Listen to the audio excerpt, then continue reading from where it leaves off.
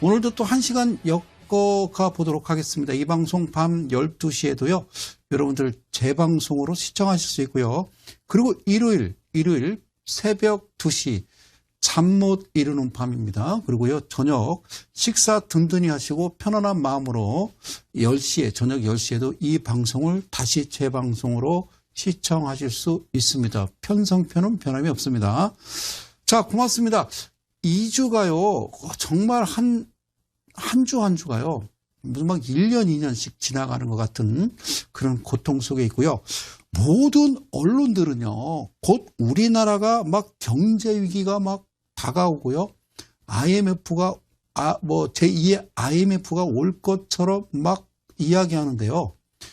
절대 그러시면 안 되겠죠. 자, 제가 이렇게 방송을 할 때요. 오프닝 멘트를 잠깐 한 10분가량 이렇게 하고요. 그리고 이제 차트로 넘어가서 이제 강의를 합니다. 왜냐하면 이 타이틀 자체가 대가들의 투자 비법이기 때문에 그래서 어떤 기법에 대해서 여러분들께 강의를 드리는데요. 자, 이제 지난주와 지지난주 이렇게 이어서 보면 제가 이제 전반부, 후반부 나눠서 지금 돌아가는 상황을 좀 여러분들 좀 수준에 맞춰서 좀 설명을 드리려고 합니다. 그런 거 있잖아요. 저도 이제 뭐 미사여구를 집어넣어서 뭐 여러분들 못 알아듣고 뭐 나 혼자 알아듣는 그런 이야기로 주저리 떠들면요. 되게 채널을 돌려버리거든요. 그래서 저는요. 여러분들 눈높이에 맞춰서 강의를 하는 게 그게 맞다 이렇게 생각해요. 그래서 우리나라 어느 시점인가요? 그 경제에 관련된 우리나라 이 경제 이 TV뿐만 아니라 그 공영방송이었죠. 뭐 그 KBS인가요? 그래서 뭐 생존경제 그래서 우리가 이제 인터넷 강의로 유명한 우리 최진기 선생님이 나와서 여러분들한테 강의를 드릴 때 저는 얼마나 감동을 받았는지 몰라요. 그리고 또 우리 저 KBS 그 경제부 기자 출신 우리 장 원장인가요? 김 원장인가? 이름이 원장입니다. 그 기자가 또 아주 쉽게 경제에 대해서 풀어서 여러분들께 방송을 한 적이 있었습니다. 그걸 보면서 그게 정말 절실하고 가장 중요하다. 왜냐하면 무슨 경제가 어렵고 지금 환율이 이제 뭐 갑자기 급등하고 그러면요. 사람들은 다른 쪽에 좀 선동이 되면요. 거기 이제 쏠리게 되거든요. 예전에 그런 거 있었습니다. 그 정몽준 전 의원께서 서울시장 후보로 나오면서 그때 이제 당은 모르겠어요. 새누리당인가 한나라당인가 기억은 안 납니다만 그 당에서 이제 경선이 있었을 때 그런 얘기가 있었어요. 그 정몽준 아들 되시는 분이, 예, 국민이 무지하면 정치가 무지하다. 이런 얘기를 했었습니다. 그래서 그걸 듣고 저는요, 야, 참 그 아들이 참 똑똑하구나. 저는 개인적으로 생각을 했거든요. 근데 많은 국민들이 공분을 샀죠. 부잣집 아들이 전혀 어려움 없이 자란 아이가 국민을 알기를 진짜 먹같이 한다. 이래가지고요.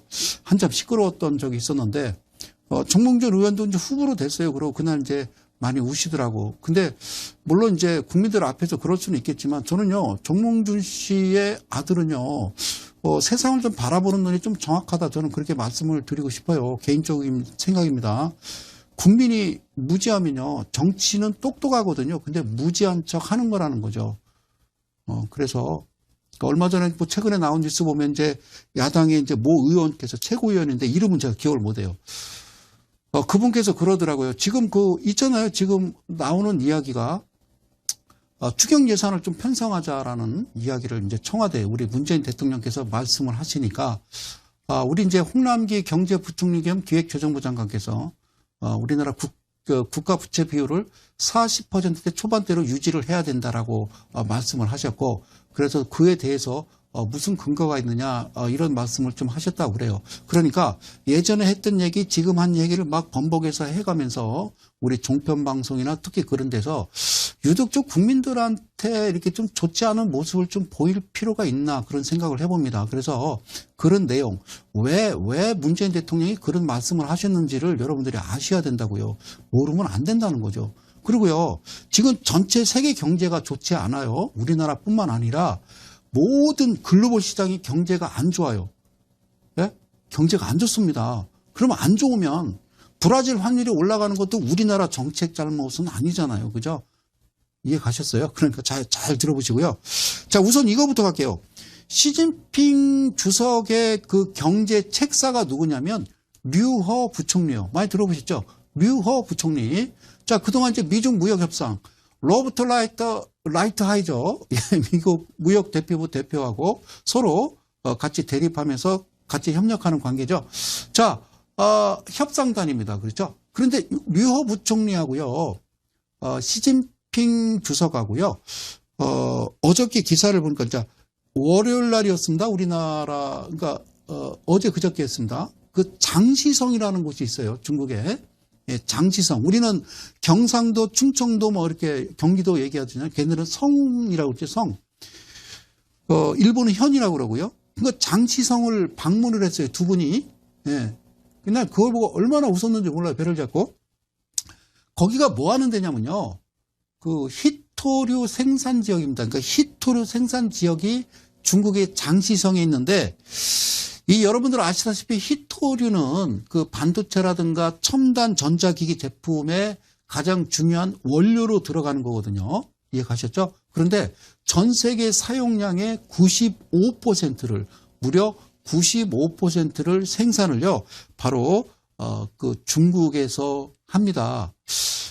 예전에 그런 사건이 있었죠. 그죠? 뭐 센카쿠 열도 분쟁이 일본하고 중국하고 대립하고 있을 때 중국에서 일본에 수출하는 히토류를 딱 끊어버렸어요.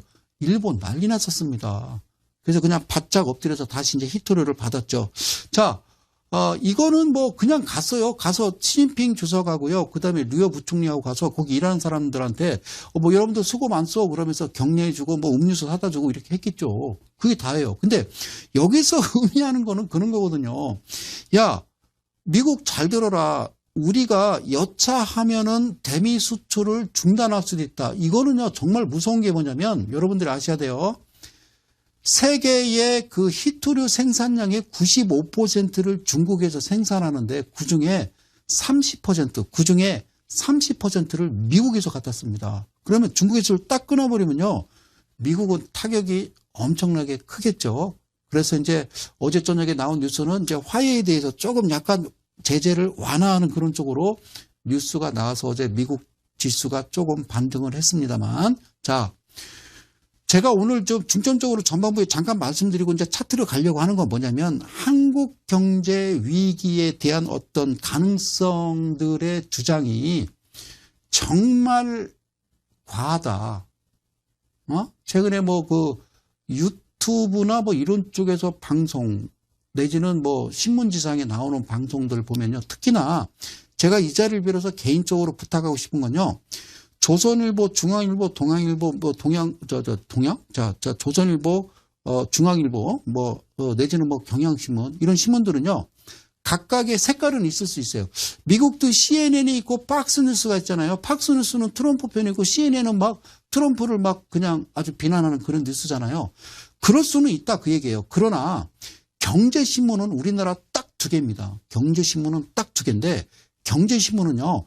정치적 색깔을 띠면 안 되는 곳입니다. 정확한 수치와 지수에 의해서 국민들한테 쉽게 알릴 의무가 있는 경제신문에서도요. 색깔이 나타나고 있어요.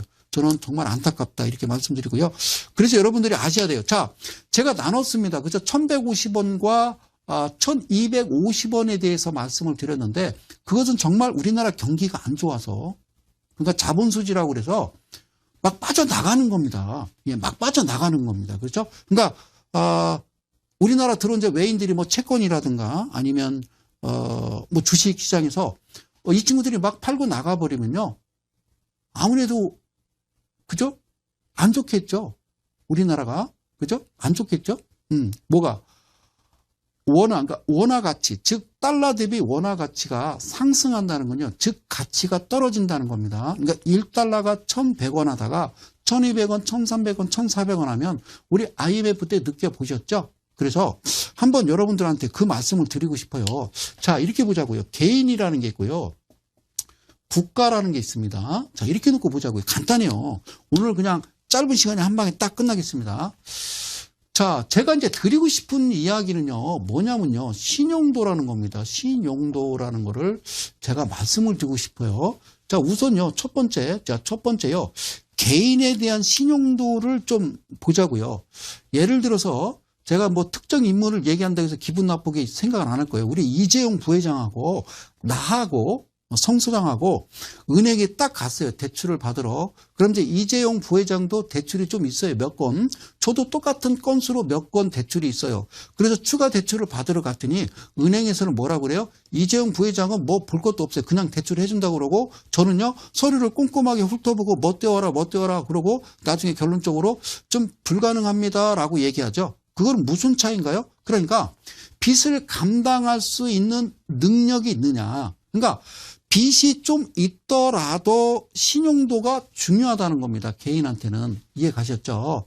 개인한테는 중요한 거죠. 그러니까 즉 무슨 얘기냐면 이재용 부회장은 자산도 많고 집도 많고 빌딩도 많아. 그리고 뭐 배당도 받고 수입이 월급에다가 뭐 배당 어마무시하겠죠. 자, 그러니까 소득이 많으면요. 그러니까 자산도 많고 소득 비율이 올라가면요. 당연히 신용도도 올라가는 거죠. 이해 가셨죠? 근데 이제 저 같은 경우는 뭐 건물도 없고 뭐 월급도 뭐 그렇게 올라가지도 않고 그러면요. 신용도는요. 멈춰 있든지 아니면 떨어지게 되는 겁니다. 그러면 자, 개인은 됐어요. 그죠? 자, 두 번째 보자고요. 그러면 국가라는 게 있어요. 국가. 자, 국가의 신용도의 척도는 뭐냐면 환율이라는 겁니다. 환율. 그러니까 얘도 똑같죠. 국가는 뭐냐면요. 이거를 이렇게 보자고요. 제가 여기다 좀 크게 쓸까요? 자, 통화량이라는 겁니다. 그래서 저는 내년 4월 달에 총선을 앞두고 정말 이 지식 있는 분들이 이 국민을 대상으로 언론에 소위 이제 정치인 얘기하는 거죠. 이렇게 되는 거 여러분 간단해요. 여당과 야당이 있으면요. 여당은 당연히 좋다고 그러는 거고요. 야당은 안 좋다고 얘기하겠죠. 경기가 좋아도요. 여당은 좋다고 그러고 야당은 안 좋다고 그러는 거예요. 경기가 나빠도요. 여당은 좋다고 그러고 야당은 안 좋다고 그러는 거예요. 그리고 여당은요. 당정청이라는 게 있기 때문에 어떤 협업 관계이기 때문에 뭔가 좀 대책을 논할 수가 있는 거니까 여러분 잘 들어봐요. 자, 그러면 지금 저 돌아가는 어떤 뉴스를 보면서 이해를 하셔야지. 자, 통화량이 많아지면 어떻게 될까요? 통화량이 많아진다는 건 시중에 돈들이 많이 풀린다는 거죠. 이 통화량이 많아지면요. 환율 자체는 좋지 않은 겁니다. 거기에다가 아까 얘기했던 요게 이제 자산과 소득이라고 제가 쓸게요. 자산과 소득이라고 제가 쓰겠습니다. 자 보세요. 자산은 뭐예요? 내가 아파트를 갖고 있어. 얼마 가지고? 내 돈 5천만 원 가지고 전세 놓고 어쩌고 저쩌고 빚으로 자, 내 돈 5천만 원 가지고 10억짜리 아파트를 9억 5천 전세 깨갖고 9억 5천 빚을 얻어서 10억짜리를 샀어. 그걸 자산이라고 그러는 거예요. 아시겠죠? 오케이. 자, 다시요. 자산과 일단 소득이 없다. 그러니까 나라 국가에서도요. 자산과 소득이 없을 수 있어요. 자산과 소득은 줄어드는데 통화량이 늘어나면 어떤 일이 벌어져요? 환율은 폭등하는 겁니다. 여기까지 아시겠죠? 환율은 폭등하는 겁니다. 이거를 여러분들이 꼭 알아서야 된다고요. 자, 그러면 지금 현재 상태를 한번 보자고요. 미국 같은 데는 이제 트럼프 대통령이 자, 이제 뭐 미중 무역 전쟁은 뭐 아주 적재적소에 제대로 한 것 같아요. 자, 근데 저도 중국을 그렇게 좋아하지는 않습니다만. 자, 미국이란 나라는요, 이 발권 국가입니다. 즉 기축 통화를 가지고 있는 나라이기 때문에 금리 인하를 시행해도 상관은 없어요. 금리 인하를. 그래서 미국에서 이제 트럼프 대통령은 자 금리 인하를 좀 하자. 이제 패드 쪽에 지금 자꾸 부탁을 하는 거죠. 금리 인하를 해서 그 경제를 활성화시키자는 건 뭐냐면요. 금리 인하를 시키면은 아무래도 일반 소비자들이 국민들이 은행에 가서 이제 대출을 좀 많이 받아서 뭐 집도 사고 차도 사고 막 쓸 거 아닙니까? 그죠? 자, 그러면 우리 대한민국이라는 나라에서 기준금리를 내려가지고요. 기준금리를 인하를 한다고 그러면 부채가 증가하겠죠. 기준금리를 인하하면 기준금리를 인하를 해버리면 뭐가 생겨요? 부채가 늘어나는 거예요. 부채가 늘어나는 거예요. 이해 가시죠? 부채가 늘어나는 거예요. 부채가 증가하는 겁니다. 그러면 환율은 어떻게 될까요? 환율은 또 상승하는 겁니다. 왜? 시중에 통화량이 늘기 때문에 그렇다는 거예요. 아셨죠? 자, 그런데 이런 겁니다. 그 국가가 통화량을 늘려도 될 만한 상태는요. 될 만한 상태는 이렇게 보는 겁니다. 그 나라에 첫째 뭐가 많아야 되냐면요. 그 나라의 첫째 외환 보유고가 많아야 돼. 보유고. 외환 보유고가 많아야 돼. 즉 그 나라의 달러가 많이 넘쳐야 되는 거예요.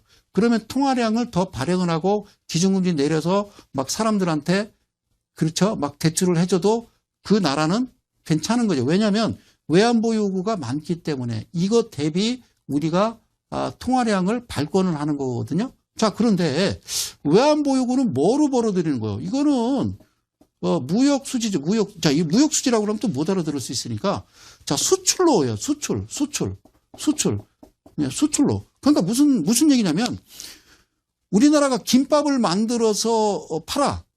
김밥을 만들어서 팔아.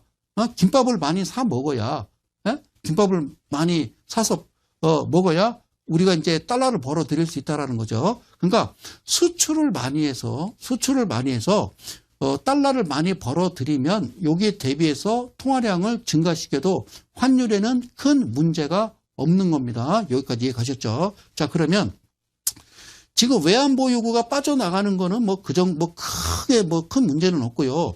여기서 얘기하는 거는 제가 이제 무역수지라고 그랬고요. 무역수지. 이거를 이제 그냥 통틀어서 전체적으로 이제 경상수지라고 그러는데요. 무역수지가 마이너스가 돼버리고, 아니, 무역수지가 마이너스가 아니라, 무역수지가 좀 줄어든다라고 그러면요. 즉, 우리가, 달러를 잘 벌어들이지 못한다라고 그러면 개인으로 따지면 소득이 줄어든다는 거죠. 개인으로 따지면 소득이 줄어드는 거예요. 이해 가셨죠? 자, 그렇게 되면요. 아무래도 우리는 나라의 가치, 그 나라의 신용도를 평가하는 나라의 가치에 달러 대비 환율이 우리가 가치가 떨어지는 겁니다. 그걸 이제 올라간다고 그래요. 환율 상승이라고 그러는데요. 그러면 아무래도 좋지 않겠죠. 그런데요. 비단 우리나라만 그런 게 아니라고요. 지금 언론에서 이야기하는 한국 경제의 위기 가능성에 대해서는요. 말 같지도 않은 얘기를 좀 하시면 안 돼요. 그러면 그런 뉴스 하나하나가 정말 주식시장에서 받는 충격은요. 정말 이루 말할 수가 없습니다.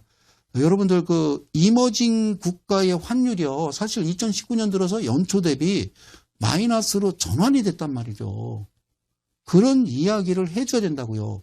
그 이야기는 뭐냐면 즉 여기다 크게 쓸게요. 무역, 수지, 악화 이렇게 쓸게요. 좀 흘린 채로. 네, 무역 수지 악화입니다. 자, 무역 수지가 악화됐다. 그러니까 수출이 잘 안 된다 그 얘기예요. 그거는 여러분들 아시잖아요. TV 봤으니까 지금 뭡니까? 미중 무역 분쟁 그거로 인해서 지금 무역 수지가 악화되고 있단 말이죠. 왜? 우리는 중국의 그 의존도가 상당히 높기 때문에 이렇다라는 겁니다. 그러면 어느 정도 높으냐? 여러분들이 지금 알 수 있는 방송에서 알 수 있는 건요. 거기까지는 압니다. 우리나라가 전체 수출 물량 100%로 봤을 때, 100%로 봤을 때 우리나라가 전체 수출 물량이 죄송해요. 생방송이라 그래요. 자, 수출 물량이 우리나라 전체 수출 물량이 뭡니까? 중국이 차지하는 비중이 25%라고 그래요. 제가 보는 그 셈법으로는 한 27% 돼요. 그리고 미국에, 그죠? 미국에 우리가 수출 전체 100% 물량 중에서 미국이 차지하는 비중이 한 15% 되거든요. 그런 얘기 많이 들으셨죠? 그래서, 지금 미중 무역 분쟁으로 인해 가지고, 중국에 우리가 이제 수출하는 대중국 수출 물량이 약 이로 인해서 17.3%가 줄어들 것이고 그러니까 그렇게 예상을 했더라고 우리나라. 그리고 이제 중국에는 수출을 못하죠 당연히. 그로 인해서 반대급부적으로 자 미국에는 약 한 13%는 증가할 것이다라고 거기까지만 알고 있는 거예요. 여러분 중국에 우리가 이제 여기다 제가 100%라고 칠게요. 100%에 수출 차지하고 있는 비중이 중국이란 나라가 25%래, 방송에서. 그리고 미국이 15%래. 그러면요, 이건 더 해볼래요? 25 더하기 15는 얼마예요? 이거 40%입니다. 그죠? 40%니까 여러분들은 그렇게 생각하거든요. 야, 이거 별거 아니잖아. 60%가 있잖아.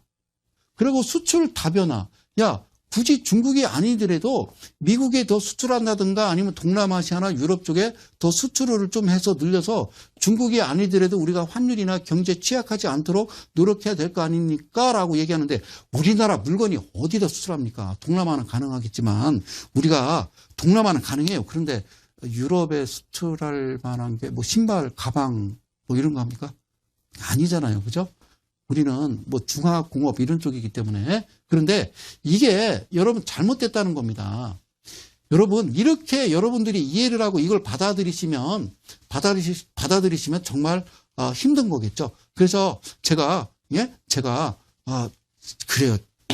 전자칠판 화이팅. 자, 좀 봅시다. 이거 왜 이렇게 안 지워져? 자, 무역 흑자라는 게 있습니다, 여러분들. 잘 들어오세요. 무역 흑자라는 건 뭐예요? 무역 흑자.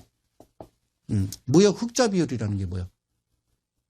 무역을 해서 실제적으로 벌어들이는 겁니다. 전체 수출하는 물량이 중요한 게 아니라, 예? 무역 수지 흑자. 그러니까 여기다 수지라고 쓸게요. 무역 수지 흑자. 2018년도, 작년이죠. 예, 2018년도에 우리나라 무역 수지 흑자가 얼마냐면요. 704억 달러입니다. 아시겠어요? 이거 아셔야 돼요. 야당 의원분들 잘 들어보세요. 물론 이 방송을 안 보시겠지만 여러분들은. 예? 자, 이거를 국민들한테 알려줘야 돼요. 우리나라 무역수지 흑자가 작년만 기준으로 할게요. 2018년도에 704억 달러였어요. 704억 달러. 이 중에 550억 달러. 그러니까 퍼센트로 따지면요. 정확하게 79%인데 제가 79%라고 안 쓸게요.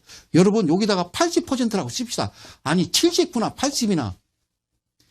무역수지 흑자 중에 이 704억 달러를 백분율로 계산하면 80%가 여러분 중국입니다.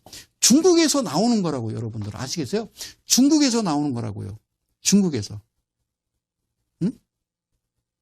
그럼 이제 제 말을 이제 어느 정도 이해 가시는 겁니다. 그러니까 중국에 대한 영향력, 그러니까 우리가 달러를 벌어들이고 우리가 참 환율에 크게 영향을 받는 것은 중국입니다. 중국. 이래서 그런 거예요, 이래서. 이래서 그런 거예요.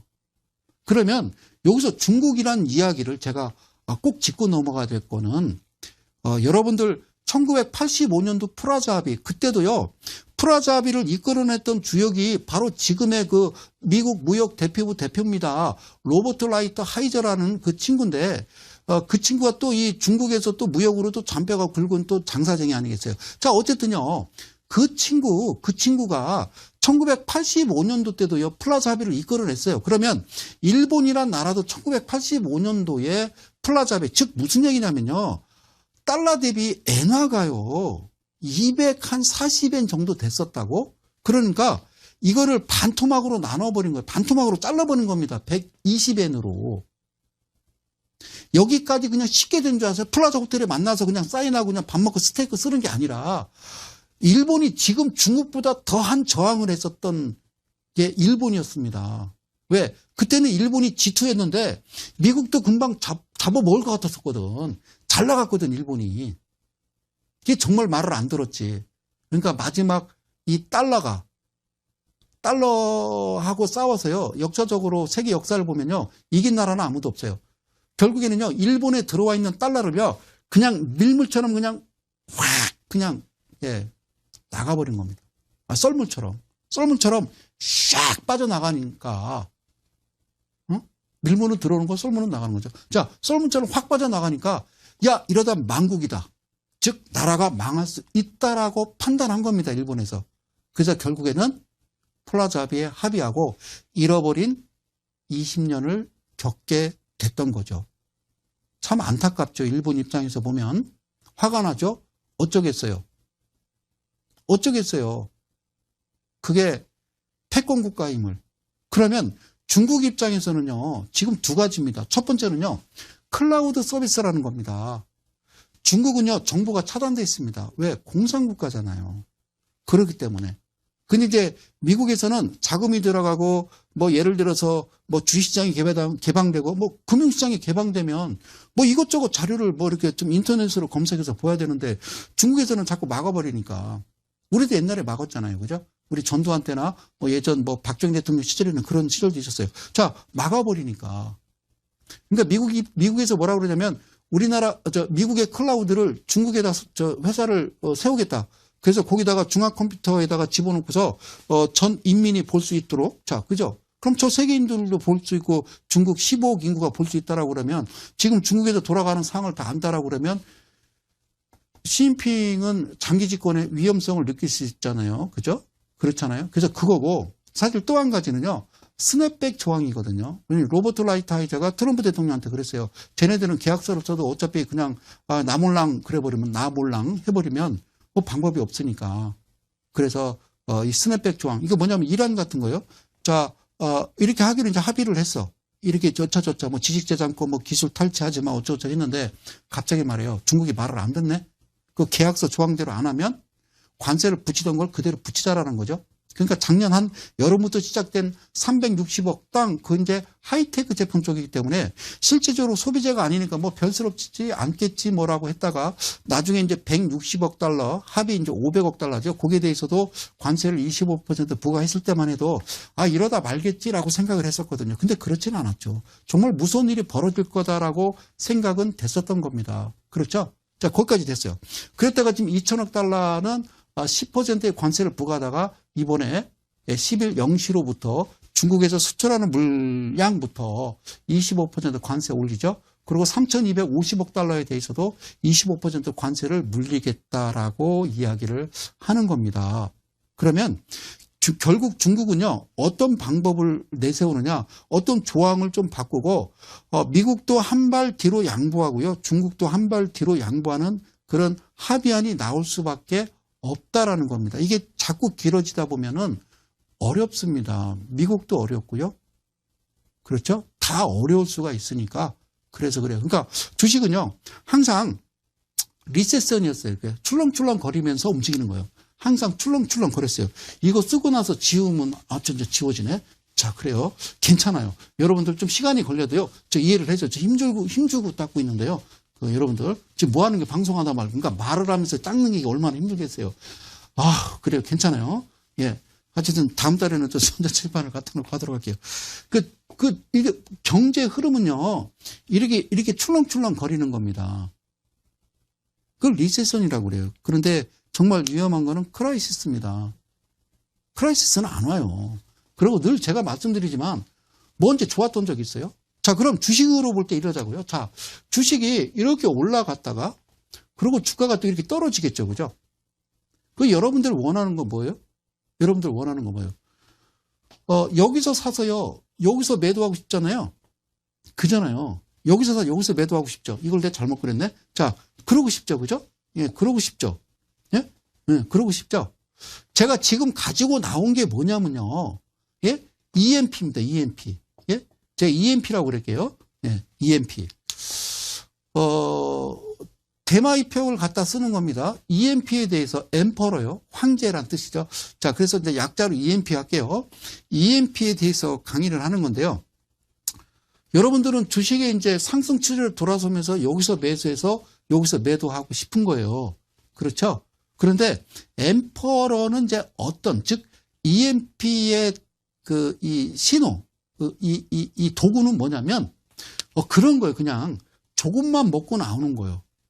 조금만 먹고 나오는 거, 이 부분에서. 그러면 주가가 빠질 때도요, 이 부분은 매수해서 수익이 되는 겁니다. 그러니까 매수해서요, 한 이 정도만 우리가 매도를 한다라면, 그러니까 퍼센트로 따지면요, 한 7% 내지는 나는 여유가 있으면 한 3%만 수익을 내고 끝을 내자라고 생각이 된다라고 그러면요, 이게 좋은 거죠. 그러니까 한 2천여 개의 종목을 필터링해서 이런 종목이 딱 포착이 되면 내가 매수해서 나 그냥 7%만 먹을래. 내가 2천 딱 들어가서 7%가 얼마예요? 예, 140만 원이에요. 그거를 한 달 22일 동안 두 번 하면 280만 원이요. 그죠? 그러니까 이거를 3번을 하든 4번을 하든 그렇게 매매하고 수익 나고 내 원금을 고스란히 지키고 가는 거죠. 원래 주식이라는 건 어떤 투자 개념으로 봤을 때 사서 뭐 중기다 또는 장기다. 근데 중기 장기의 성향은 없어요. 내가 샀는데 물린 거죠. 내가 장기로 가져가려고 그러는데 주가가 갑자기 급등을 해버리면요. 그냥 매도해야죠. 아니야, 나는 장기니까 끝까지 갈 거야.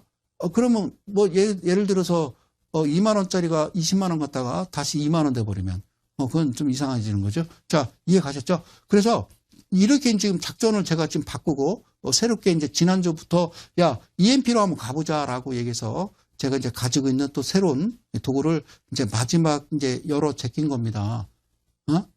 왜? 참 5월 달이라는 게 참 비참해요. 그리고 앞으로도 글쎄요. 그렇게 지금 이 미중 무역 분쟁은 제 2라운드가 시작됐다라고 여러분들한테 우선 말씀을 드리고 싶고요. 우선은 고마운 건 시진핑과 류어 부총리가 장시성이라는 데를 갔다고요. 장시성은 그 히토류를 생산 지역인데 거기서 그냥 가서 독려만 했대요. 뭐 별 얘기 안 했어요. 말을 안 했어요. 그러면 그거잖아요. 그죠? 알지? 이 얘기잖아요. 알지. 트럼프 대통령한테 그냥 얘기 안 해도 알지? 이 얘기 아닙니까? 그럼 트럼프 대통령 재선 불가능합니다. 불가능하다고 보면 되죠. 이거는 히토류는 정말 무서운 겁니다.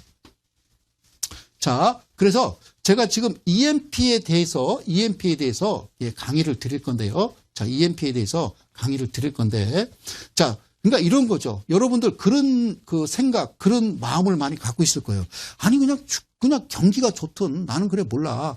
뭐 미국과 중국이 뭐 끄댕이를 잡고 싸우든 어쨌든 나는 그냥 어떤 종목이 나와서 좋아 성수장 말대로 내가 매수해서 그냥 가볍게 한 7%만 터치하고 먹고 나오고 나는 그냥 내 돈 2천이든 내 돈 뭐 5천이든 가지고 편안하게 나는 한 달에 살 수 있는 300, 400을 벌어야 되겠어라고 그러면요. 이 방법을 택하는 것밖에 없지 않느냐라는 거죠. 그러니까 소위 이제 이거는 제가 지금 지하실에서 혼자 매매하는 어떤 그런 도구를 가지고 나와서 여러분들한테 잠깐 선을 배 드리는 거니까 이거 이제 어떻게 만들어졌고 차트에는 어떻게 표시가 되는지를 차근차근 한번 보도록 하겠습니다. 자, 이해 가시겠죠? 그죠? 자, 장이 올라가든 장이 떨어질 때도 그냥 쭉 떨어지는 게 아니라 반등 주고 떨어지고 반등 주고 떨어지는 거잖아요. 그래서 제가 가장 중요한 게 그랜빌의 법칙이라는 게 참 재밌다라고 제가 말씀을 드린 적이 있어요. 그런데 그랜빌의 법칙의 이 차트의 흐름을 보더라도요. 자, 웅덩이만 그냥 삽질 한 번씩 하면 된다. 웅덩이에. 그걸 우리가 이제 주식 용어로는 뭐 눌림목 이렇게 얘기하는데요. 눌림목 좋습니다. 자, 그래요. 이게요. 흔히 얘기하는 대마 이중 지수 이평선이라는 거거든요. 이게 뭐냐면 지수 이평과 지수 이평을 한 번 더 지수 이평한 값입니다. 그래서 제가 여기다가 대마 그래서 참 이거는 그 정말 이평선 이름이에요. 제가 진 게 아니에요. 그죠? 예, 이거를 이제 대마 그러니까 무슨 대마초 이런 생각하지 마시고요. 여기다 그래서 이제 이름을 제가 줬어요. 킹이라고. 예? 킹. 예, 킹이라고 써서 킹. 2840 2평 이렇게만 제가 여러분들한테 말씀을 드릴게요. 그래서 그 2평이요. 이 캔들하고 지금 근접치에 왔을 때를 얘기합니다. 그래서 대마 이중지수 이평선은요. 어떤 포착과 사실은 이 주추세는 잘 따라는 갑니다. 지난 시간에는 주추세 포착은 되지만 주추세는 좀 그냥 그저 그렇다라고 얘기했는데요. 그래요. 좀 아시는 분이 있을 거예요. 그래서 거기에 대해서는 더 이야기하지 않겠습니다. 추세 전환과 주추세. 그거는 그냥 아시는 고수분들만 그냥 이해를 하시면 될 것 같아요. 자, 그런데 밑에는 같아요. 그러니까 밑에요. 예. 이날 이렇게 발생한 날, 대마 이평선에 딱 걸려든 날, 밑에 거래량이 엄청나게 들어옵니다. 직전에는요, 거래량이 전혀 없던 상태에서 엄청난 거래량이 들어오면서 이 크기의 3배수, 몇 배수? 3배수입니다. 3배수가 올라옵니다. 이거는요, 거래량 지수, 지수 이평 20선, 즉, 한 달 평균 이동평균선 하나만 놓은 거죠. 여러분들 HTS 보면요. 여기에 거래량 이동평균선을 보면요. 종가단순 50, 20, 60, 120 이렇게 되어 있는데요.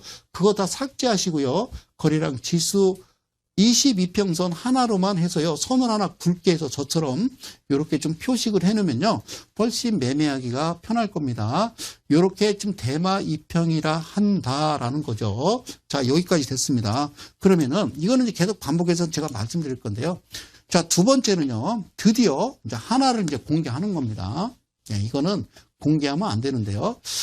자, 그거를 했어요. 제가 지난 시간에 뭐라고 그랬냐면요. 이 부분에 대해서 이와 같이 지금 퍼센트를 쓰지 아니하고 이 부분에 대해서는 대전 강연회 때 오시면 제가 알려드리겠습니다 라고 말씀을 드렸었는데요. 그냥 여기다가 하나만 지금 말씀드리면서 공지를 하나 말씀드립니다. 제가 대전에서 올라오는데요. 매주 토요일 날 오전 10시에 여러분들 선착순 10명 제 사무실 거실에서 그래요. 아웃사이드한 얘기를 한다라고 얘기했어요. 그러니까 TV 방송에서 하지 못하는 이야기들이 분명히 있겠죠. 그래서 그 부분들을 여러분들한테 말씀드리니까 신청하셔서 오실 분들은요. 부지런히 움직이시면 될 겁니다. 그래요. 알겠습니다. 예. 자, 여기 좀 가볼게요. 엠퍼러 EMP, 그러니까 즉 맞박이라고 했던 것과 일맥상통합니다. 얘하고는. 자, 거래량은 밑에 하단보다 이 크기보다 3배수가 올라오고, 자, 기준은 거래량 지수 20선이 되겠고요. 0% 시가로부터 종가가 0% 시가로부터 종가가 7% 이상 14% 이하여야 된다. 그래서 제가 늘 얘기하는 거, 그래서 얘기하는 거죠. 3, 7, 14, 28, 56 얘를 다 더해주면 뭐가 된다? 108 번뇌가 된다라고 얘기했어요. 그렇죠? 그런 강의를 많이 드렸죠. 근데 여기서 웃기는 거는 자, 이렇게 돼 있더라. 1, 2, 3, 4, 5, 6, 7까지더라. 그리고 8, 9는 없더라. 그래서 요 숫자부터 배수로 돼서 여기서 이제 14로 가는 거고, 그리고 또 28로 가는 거예요. 아셨죠? 28. 그리고 실제적으로는 42, 56 이런 숫자가 나오는데 이것까지는 뭐 굳이 아실 건 없고요. 자, 이거를 보면요.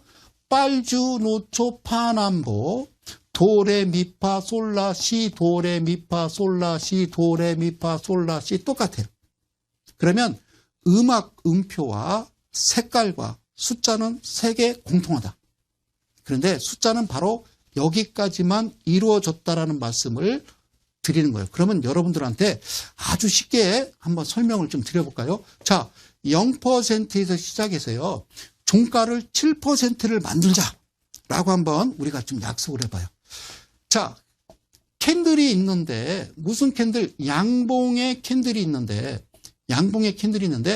물론 거래량이 들어와야 됩니다. 소장님. 오케이, 알았어. 그런데 자, 시가로부터 소장님 7%를 만들어야 됩니다라고 한다라면 그렇죠? 7%를 만든다라고 하면 여러분 어제 종가 대비 0%로 시가가 형성되는 건요. 한 20여 개 종목 중에서 한 개 나올까 말까 하잖아요. 그죠? 예, 그잖아요. 대개는 갭상에서 올라가서 시작을 하든지 대개는 갭 하락에서 그러니까 어제 종가보다 플러스로 시작을 하든지 아니면 어제 종가보다 마이너스로 출발을 하겠어요?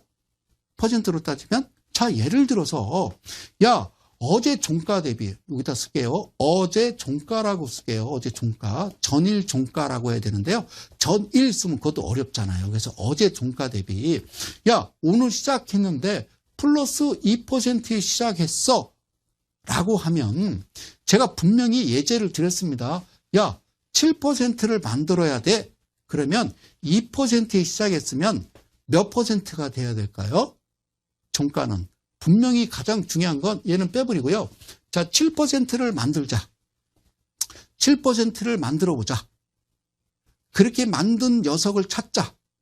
그러면 어제 종가 대비 플러스 2%에 시작했다. 그럼 7% 만들려면 몇 퍼센트 돼야 되느냐? 무지하게 어렵죠. 2 더하기 네모는 우리가 7 뭐 이런 거 해봤죠. 우리가 초등학교 때 이런 거 많이 해봤죠. 그죠? 이 안에 들어갈 숫자는 뭐 그러면서 뭐, 뭐 이런 것만 했잖아요. 그죠? 제가 왜 이걸 쓰냐면, 여러분들 지금 이 정도의 지금 수준의 산수 공부하는 거라고요. 2%에 시작했으면 여기로부터 이게 다시 0%가 되는 거예요. 뭐는 오늘은, 얘는 어제고, 얘는 죽은 거예요. 얘는 살아있는 거고. 그러니까 어제 종가 대비 얘는 뭐가 되냐면 다시 기준이 되는 거지. 그래서 얘 대비 2%에 시작했으면 2 더하기 7 하면 되겠지. 그렇지? 그럼 뭐가 되는 거예요? 그렇지. 그 어려운 걸. 자, 9%를 만들어야 되겠죠. 이해 가셨죠? 자, 그러면 어제 기준 종가보다 오늘은 말이야, 마이너스 2%에 시작을 했어. 그럼 얘는 오늘이라니까? 그러면 다시 이거는 0%가 되는 거예요. 그러면 여기로부터는 몇 퍼센트 가야 돼? 아까 얘기했잖아. 이 더하기 네모는 7이요. 이거 뭐, 이게 몇 퍼센트 돼야 됩니까? 마이너스 2%가 0으로 갔다가 다시 5%만 올라가면 얘를 0으로 기준을 잡는다라고 그러면 7%가 되는 거라고요. 지금 2 더하기 네모는 7 이거거든요. 주식은. 그래서 주식은요. 국민학교 한 2학년 정도의 산수 실력만 있으면 그러니까 두 자릿수를 더하거나 나누거나 곱하기만 하면 이거는 다 가능하다라는 말씀을 여러분들한테 드리는 겁니다. 아시겠죠? 이 정도는 아셔야 돼요. 이런 내용들을 좀 가지고 여러분들께 이제 토요일 날 강의를 하는 거니까요. 신청하실 분들은 신청해서 그래요. 자, 어느 순간 제가 안 합니다. 그럴 수도 있잖아요. 자, 여기까지는 됐어요. 그럼 이제 넘어가 볼게요. 자, 엠퍼러라는 건 뭐냐면, 그럼 다시가 엠퍼러는 뭐냐면, 이거요, 이거. 0에서, 밑에는 뭐예요? 고점은 뭐예요? 그건 얘기해 줄 수 없지. 내가 미쳤어. 방송에 얘기하게. 자, 그럼 난리나. 그죠? 자, 이거는 아까 얘기했던 종가 부분이 7% 이상 14% 이하가 나와 있는 양봉이 되겠고요. 그리고요, 이 거래량은요, 밑둥지 종가지수 20일 이동평균선의 하단보다 3배수. 그러면 이 전에는 어떻게 했다는 거예요? 거래량이 없었다는 거죠. 거래량이 없었다는 거. 거래량 평균이 이 정도밖에 안 됐었는데 갑자기 3배수 이상이 올라왔다라는 거예요. 그리고 캔들 자체가 우리가 양봉이라고 하는, 즉 양봉. 종가가 가장 중요한 거는 7% 이상이 돼야 되는 그런 모습의 캔들. 그리고요, 가장 중요한 건 고점이 중요합니다. 고점도요, 정해진 퍼센트가 있습니다. 그 퍼센트를 만들지 아니하면 이거는 가짜가 되는 거죠. 가짜가 되는 거죠. 자, 그렇게 만들어지고, 그러면 밑꼬리는 뭐냐? 이것도 잡아주는 퍼센트가 있습니다. 잡아주는 퍼센트가 있단 말입니다. 그 퍼센트를 잡아줘야, 즉, 시가로부터 개파락해서 마이너스 2%에 출발을 했는데 바로 올라가지 아니하고 밑으로 더 떨어져서 2%가 더 빠지면 4% 빠진 거잖아요. 그렇죠? 그러면 그 4%로부터 위로 올려야 하잖아요. 그럼 플러스 3%만 오르면 그게 바로 엠퍼러 맞박 차트가 되는 겁니다. 놀랐죠? 예, 그래요. 그러니까 이런 것을 찾아내는데 걸린 시간만 한 12년 된 거죠. 변하지 않더라는 겁니다. 조금 어렵나요? 자, 그러니까 거기에다가 뭘 됐느냐? 이중지수 이평, 즉 대마 이평을 거기다 가져다 댄 겁니다. 예, 가져다 대서 어떤 여러 가지 수식은 있습니다만, 그 수식에 의해서 EMP라고 이름을 줬어요. 이거 황제입니다. 그래서 이게 중심, 즉 2분의 1선으로 들어갑니다. 중심, 이 캔들의 시가와 종가, 즉 시가와 종가 부분의 2분의 1. 예, 2분의 1. 제가 중요하다고 그랬죠. 2분의 1에 또 이 밑에 하단에 3분의 1, 이 밑 상단에 3분의 1. 이거 중요한 거거든요. 이게 무슨 얘기냐. 이 시가와 종가의 캔들을 반으로 갈랐어요. 그래서 2분의 1. 그럼 얘를요, 일단 여기다 또 3등분을 하는 겁니다. 위에도 3등분을 하는 거죠. 그래서 이게 제가 이제 풍력 캔들에서 여러분들한테 좀 많이 선배죠. 그죠? 네, 보여드린 겁니다. 자, 그러면 2분의 1 지점의 평균의 이 앰퍼러, EMP 라인이 일단 들어가야 됩니다. 자, 일단 들어가야 내가 매수, 그 다음날 매수를 해서 정확하게 완벽하게 7%를 먹고 나올 수 있는 그런 기준을 만들어야 되기 때문에 그렇죠. 그리고 제가 어떤 표시를 했냐면 이 종가로부터 퍼센트, 이 파란색 선 점선을 가져놔서 이 종가로부터 3%에 대한 이런 표식을 제가 여기다 해놨습니다. 거기에 대해 수식은 원본 여기다 제가 표식을 해놨고요. 표시를. 자, 그리고 또 하나는 뭐를 해놨냐면요. 그래요. 됐어. 나왔어요. 괜찮아요. 깜짝 놀랐어요. 저도. 자, 그래요. 야, 그래요. 이거는 누가 맡고 있는 거야. 그죠? 유대인이 맡고, 자, 페이드가 맡고 있는 거예요. 그래요. 자, 여기서 종가로부터, 이게 뭔 일이야? 자, 종가로부터, 얘는 3%고요. 그 다음에 빨간색 점선으로 표시했어요. 빨간색 점선으로 이 자리는 7%의 표시를 해놨습니다. 그렇죠? 그러면 그 다음날 그 다음날 시작이 어제 종가보다 시작이 마이너스 2%에 시작을 했으면 7%를 내가 수익을 내려면 몇 퍼센트가 올라가야 될까요? 야, 아까 얘기했잖아요. 그죠? 예? 제가 이제 말씀을 드린 거랑 똑같아요. 그죠? 예. 자, 다시 한번요. 다시 한번 말씀드릴게요. 다시 한번요. 시간이 다 됐네요. 자, 부주실. 자, 소리 좀 켜주시고요. 잘 안 들리네요. 자, 종가로부터 3%고요. 종가로부터 7%에 제가 선은 표시를 해놨습니다. 즉, 이 위치에서 내가 매도를 해야 되잖아요. 매도를 해야 되기 때문에 이 표시를 해 놓은 겁니다. 그러면 계속 이어서 제가 횟수를 거듭하면서 꼼꼼하게 설명을 드릴 건데 여기다가 또 뭘 표시해 놨냐면요. 이와 같은 표시를 해 놨습니다. 이건 뭐냐면요. 신호검색. 그래서 저쪽에 보면 매수 포인트라고 돼 있죠. 엠퍼러 매수 포인트.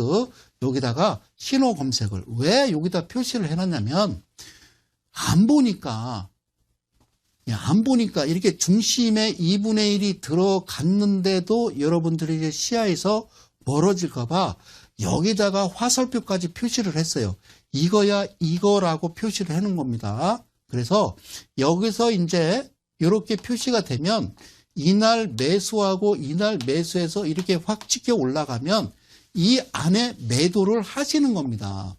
이 안에 매도를. 그러니까 여기서 1,000만 원, 2,000만 원, 그리고 3,000만 원 시가에 사서 그냥 끝을 내고 안 하는 겁니다. 내 원금 찾고 내 수익 찾고. 그러니까 이 그림은 다시 말씀드리자면 주가가 출렁거리고 올라갔다가 떨어질 때도 출렁거리고 떨어질 거 아닙니까? 그래서 이쪽에서 찾아내자는 거죠. 이쪽에서 찾아내는 그런 매매 방법이 바로 EMP 매매다라고 보시면 되는 거예요. 그러니까 이런 상태는요, 늘 이렇게 출렁거리기 때문에 주가가 좋든, 주가가 나쁘든, 중국과 미국의 무역전쟁이 어떻게 됐든, 환율이 무슨 문제가 되든 상관없이 우리는 우리 식대로 간다. 그 말씀을 드리도록 하겠습니다. 고맙습니다. 예, 감사합니다. 좀 바쁘게 달려왔어요. 근데 이제 시간이 벌써 1시간이 훌쩍 지났습니다. 고맙습니다. 감사합니다. 공지 하나 말씀드립니다. 자, 내일이요. 이데일리 온에서 자, 무료 공개 방송 있습니다. 장중입니다. 8시 40분이고요. 그리고 토요일 날, 아까도 말씀드렸듯이요. 예, 토요일 날 대전에서 무료 강연회를 하는데 선착순 10명인데요. 강연회장 다니면서 종목 받으러 다니시는 분은 오지 마십시오. 그런 분들은. 예. 그리고 간절하게 정말 내가 홀로서기 할 분만 오시면 됩니다. 저는요, 또 다음 주 수요일 날 또 힘찬 목소리로요, 다시 찾아뵙도록 하겠습니다.